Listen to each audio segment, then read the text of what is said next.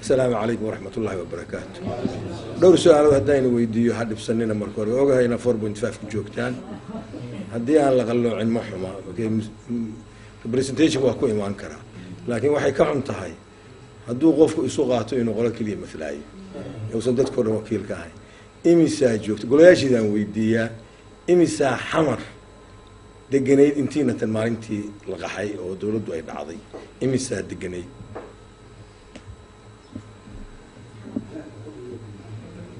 ما بندين بلان قعدت وده تاجان الكلام كل حول بيدقنا إمي ساق حدا إمي ساسي كهرتي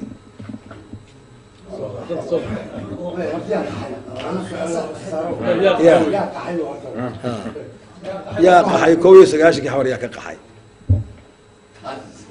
إمي سوي تري يدي صدوا إمي ساق كهرتي انتينا كلا كو هادي يا هرقيسي برعك قحي 88 كي حبر بيجوغين يا هذاك قحي يا داتدي لما قورين لكن فعلا لها ان لا قورو كومبوزيشن كاس معنو انغا نو سمينيا يا بروفايل باجرا qof walba oo video ku jira laakiin daatadaas muhiim bay tahay xanuunka ayay tusinaysaa waxaad ka shaqeynaysaa macnaawiyada uu sameyn karayo ayay tusinaysaa waan jeclaan lahaa in mardan lagu celiyo saa loo qoro dadkii 19 ka qaxay aan la 19 intii ku hartay intii hargeysa burco markay burbureen ka qaxday intii joogtay oo ku hartay cid kuma harin baa meel waaga cid kuma harin intii ka bacdi qaxday markii laga qaxay ka bacdi markii la islaayay xamar oo misna intii dadka qaxisay isku soo noqotay yaa ka qaxay ilaa shalay ku qaxay hada ku dar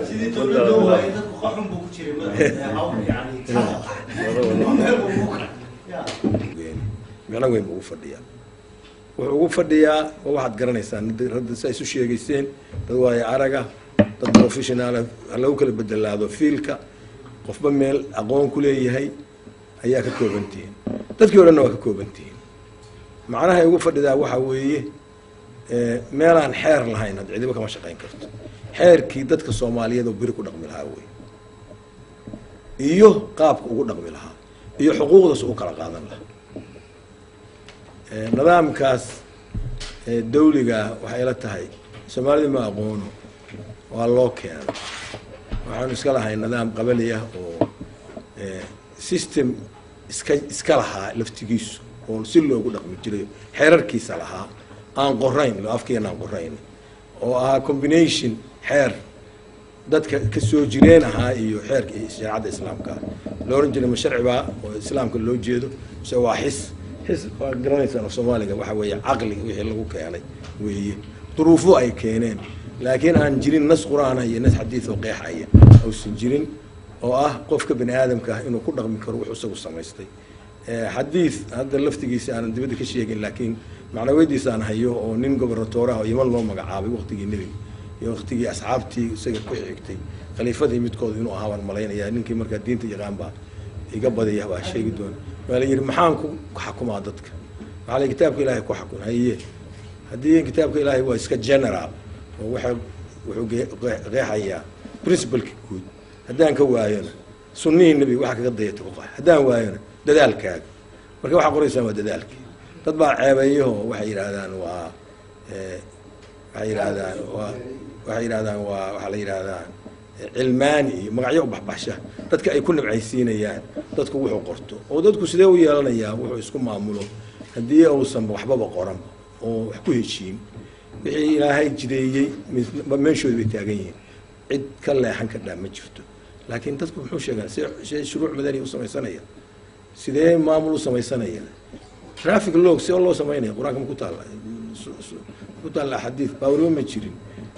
كان اير ترافيك ادونك سي لو سميني سي بروسيجر كي شرعي بروسيجر كي معاي كريمنال بروسيجر سي لو سميني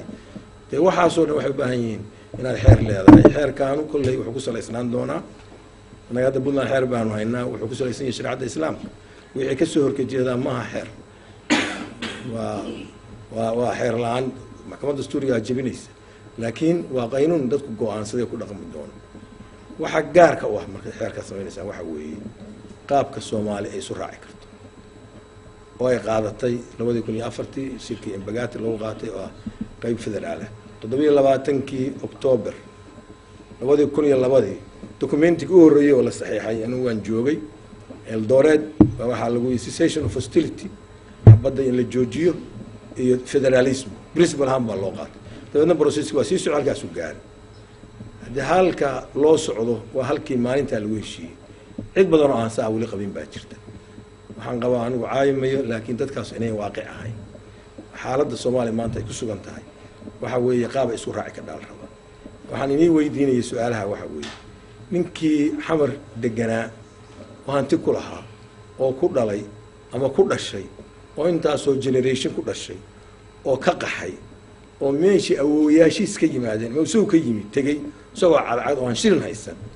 ma aqbal siin kartaan inta xeer qortaan inuu aqbalo inaad tirahdaan hal meela Soomaaliya laga talinaya hal nin xukumaaya awoodoo dhan waxa la siinayaa hay'adaha isagoo oo maamulo oo baarlamaan dawladdu leedahay iyo golihiisa wasaarada oo halka iyo judicial system centralized ah oo hal meel awood ka soo fudo ma la aqbal siin karaya midda miyaa jira oo la aqbal siin karaya weligeed ever never nayo kuriyo ma la aqbal siin karo waxaan xusuusnahay anoo xamar degan baan anugu shakiyay garow waan imi guri baan ka dhisay beri shaqooyinka la iga joojiyay oo dadku iska dhibaataysnaayo shidadu dadka maalmo mid bay soo gaadhay dad ay kuwa bilaabatay baa jiray beriyo hore baa iska jiray haddeerna kuway soo gaadhay ugu dambeysay qaxay maalin dhow baan rag kaftanay asxaab ahayn oo yiraahdeen kaaraan maanta kaliya maanta laga qaxay weligeed waxaan hadda la heshiinay Soomaalidu luus bay ku heshiisaa markii khasaaro wada taabto baa la heshiisaa nin walba nabad ogol yahay markaa laakiin hadda ragaan ogolayna waa jiraano aan waxba hambaynay oo ka warhaysan kuwaas meesha la isugu soo dhacay shalay masaajidada hadda awalba masaajidada laftiga dadku waa lagu leeynay laakiin shalay xanuunkii baa sii weynaaday markii masaajidka ninkii islaamka tukanayo wiilada la isu taagay oo magac lahaaba ama sheekh ahaado ama siyaasi ahaado ama ganacsade ahaado ama mujtamac darajo ku lahaado xabadda la hortaagay wiilasha loo soo diray in masaajidka laftigiisa qarxi ka imaanayo oo cid sababtay anoo wada wali ma aqaan iyo cid loola jeeday laakiin inkaar weyn oo maanta meel banaan oo maanta la aamini karo waxa weeye ma jirto halka maanta aan marayno waa halka xisaabta lagu daro ee wixii dhacay su'aalaha in ka weydiinay ayaantaa sheekada guriga ku noqonayaa guri baan ka dhisay alaabooyin guriga kale aan ka soo fujiyay xamar aan ku lahaay dhismayaal iyo waxaan ka shaqayn jiray markii dambe shaqalaantu dhacday baan keenayo aan aad u qurux badnayn matoneelay baa ku jiray weligiiba garow guri matoneelay laga dhisay odayaal baa iyo waxay yiraahdeen maxay soo khasaarinaysaa maxaa jira maxaa marka dhisatay markii aan soo qaxnay oo caruurtaydi soo qaxday intii badda iyo xagga madhay iyo Kismaayo iyo ka baxday iyo East Africa mooyee in ilaahay nasiib gaar siiyay oo diyaarad ugu dambeysay ka soo baxay soo raacay guriga ku soo degeen kaliya waa guriga yeeshay marka xamalaya nin baa soo raacay isaga marka cartiis ma joogin dalka hore ka tagay marka waxaan tusinayaa waxaad ka shaqeynaysaa saasoo noqonaya aniga hadda la igama dhaadhicin karayo dawladda haddii xataa aniga madax la iga dhigo dawlad dhexe oo highly centralized oo awoodooda meel ku urursan tahay oo wax walba awoodo lagu siiyo maamul oo dawladaha gobolada ayay jirin qof iga qancin karaya ma jiro aniguna inaan cid ku qancin karo umaleyn maayo laakiin dad wali iska qabaa jira marka waxa loo baahan yahay gudiyaad leedihiin guddigii wacyigelinta waxayna kula talinayaa guddigaas iyo wax kale ka shaqeyn dadka ku wacyigeliyo inay aqbalaan oo iska ilaawaan in dawlad dhexe oo awood urursan leh oo nin iyo nimanyaal doori u shaqeeyaan oo iyagu meel walba ka soo taliyaan oo markaas wadanka intiisa kale oo baaba'o nin macallin ah oo talyaani ah beriyihii aan iskuulka dhigan jiray xorriyadda markii la qaato sidii xamar lagu soo shubanayay arkay inta talyaaniga taqaan baa garan karayse baa wuxuu yidhi io vedo un testone sopra un corpo rachitico waxaan arkaa buu yidhi madax weyn oo ooga curyaana ku yaala oo muxuu yahay xamar un baa la dhisaya oo intaa la weyneynaya saa loo weyneynaya oogada uu ku yaalaana waa curyaan maantaa la hayaa markii lasoo qaxay aeroboort looguma imaan iskuol looguma imaan isbitaal looma imaan dekedo looma imaan intii xamar agtiisa ahayd uu ku tirtila degmaayo iyo xamar ma iska xisaabnaa iyo marka iyo aeroboorada balidoogle iyo baydhabo waxba isma jiraan moogta adigu triangle-kaas waxaan dhahnaa waa iska xamar waa xamar area waa la iska gaaraa 500 kilomitr baa ugu fogo kismaayo iyo xamar ah dalka intiisa kale aawo intiisa kale wax ku yaala ma aragtay markii la soo qaxay waxba ma loogu yimi hadda Puntland waxaa dhacay democratic shift xoog leh 100 sano iyo 200 sano koonfur baa loo socday hadda waqooyi loo soo socda hadda Hargeysa iyo Burco dadkii koonfur ka yimaad degan oo ka soo qaxay ilaa Baydhabo iyo xamar iyo ka soo qaxay baa degan meesha ugu soo sukaysay maaha ugu soo tirina kama mid maahin Puntland maxaa ka malaynaysaa dhowr boqol oo kun oo aan iyagu asal ahaan u dhalan baa degan kuwii u dhashayna cidoo kama maqnaa cidoo koonfur ma jirto marka ma aqbalsiinaysaa intaa rabtid inaad geysay xagga waxayna ka soo horeeyaan marka documentiga inaad ku dadaashaan waxa weeye awoodda la qaybsanayo ama ha ahaato mid siyaasadeed ama ha ahaato mid nafci oo khayraadka dabiiciga iyo dawladdu waxay leedahay haddii aan la siin ahmiyadda koowaad haddaan la siin degaamada gobollada stateska dhalanaya haddaan la siin waxaa ka shaqaynaysaa bacad lagu musuqana cidina ka qabsanaysa ma jirto dastuurka Puntland waxaa ku qoran inay iyagu ratifakaaraynayaan golayaashiisa aftina loo qaaday meesha ay ka gaartay ogaada meeshaas ha sahlanina qolaaba kasii daran Soomaaliland ma keeni ka dhan Soomaaliland haddaan oran intaas cadkiinu yahay awoodiina meeshiina u leedahay magaca kaliya nagu soo raaco inta kaliya ina ka dhacay waana u Soomaaliland ugu soo celin kartaa Soomaaliland soo keenana waa la rabaa cid keeni ka dhan ma jirto yaa in reer Baydhabo ku jira halka qoladii berigii kontomiyo orange day federation fadne ay jawaari imisa kala ku jira hadda mar rabtaan beelata idinku waxa hesheen shabaab waa hesheen shabada dadka midaynaya hesheen oo islaamiya imisa nin baa ku jiro kale qoladii federation ka rabtay oo reer alta juba badantii wali mar rabtaa mise ka tanasusheen ya wali waa fadaa inaan fadin ma jirto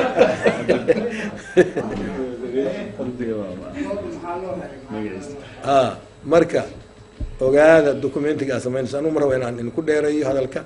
waxa weeye aniga ahmiyadda ay leedahay baan inii sheegaya shacbiyan meesha ka warayn iyo dadka dibadda jira anu dadka dibadda ka soo noqday baan kamid inkastoo aan intaan maqnaay intaan joogay qaxi ka bacdi ay isleegihiin ama isu dhowdhoway ama intaan gudaha joogay ay badan tahay waxa weeye wax la isku raaci karo ay cadaalad ku dhisan nin walibana haddii ogaada haddii xataa dawladda federaalka rajo ka qabo inuu madax ka noqdo asalku waxa weeye meesha aad degaamada inay xuquuq yeeshaan waxyaalo badan baa imaan doona caasimadda waa la difaan garan doonaa dastuurka inay ku sheegtaan waa yaa lahaan iyo caasimadda waxay noqonaysaa reer leeyahay oo la yidhaha reer walbaa leeyahay dawladda ka dhisteeno meeyar keligooda aleho magaciisa mise waxay noqonaysaa meel caasimadaha kale oo adduunka oo dadka degan ay u siman yihiin codka iyo madaxnimada ay u siman yihiin dan Australia ka soo noqdo caasimadda waxa weeye territory weeye state maaha waa territory magac gooni leedahay territorygaas nin meeyar ah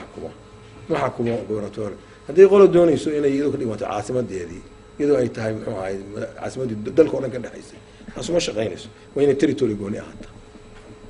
meel kasta ay ahaan kartaa hadda xamar ma aqaana say hadda ay caasimad usii ahaanayso haddii ilaahay nasir kale usoo rogin dhibaatada taagan maanta haddii laba in dawladda Soomaaliyeed ay hirgasho toos uga heri kari karto hadda sida xaaladdu iyo hadda la ka bedelay wala waxa u baahan tahay meel kale la sii tilmaamo laakiin dastuurka inna ku qori maayo ila tahay taas waxay noqonaysaa dastuurku wax uun guud buu ahaanayahay talaalak waa soo jeedin kartaa in maanta gacanta wax laynii geliyay independent maxaa la yidhaha magaciina